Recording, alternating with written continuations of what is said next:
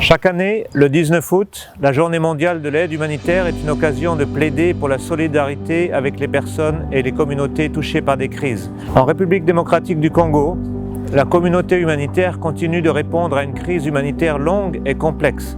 En dépit des ressources limitées, 3,3 millions de personnes ont reçu de l'aide humanitaire au premier semestre 2022.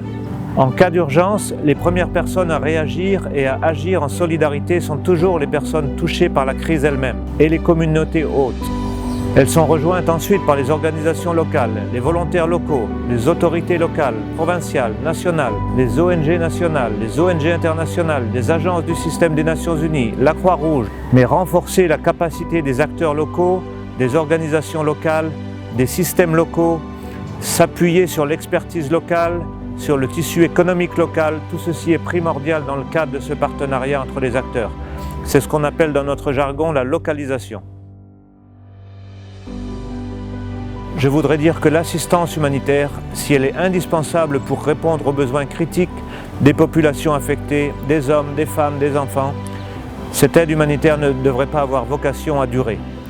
L'aide humanitaire n'est pas la solution aux problèmes humanitaires. La solution viendra de la résolution des conflits, de la consolidation de la paix et du développement socio-économique à travers la réalisation des objectifs du développement durable. Et c'est pour cela que les acteurs humanitaires travaillent en cohérence, main dans la main, avec les acteurs de développement et les acteurs de paix, selon l'approche Nexus, humanitaire, développement, paix, pour que les personnes affectées retrouvent une vie normale.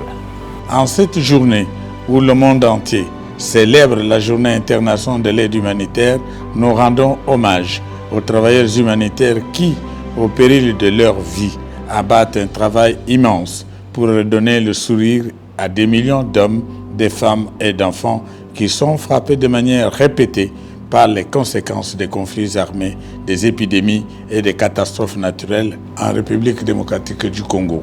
Le gouvernement congolais, à travers le ministère des Affaires sociales, Action humanitaire et solidarité nationale, soutient les efforts déployés par les travailleurs humanitaires sur le terrain et réitère son engagement à faciliter leur travail et assurer leur sécurité.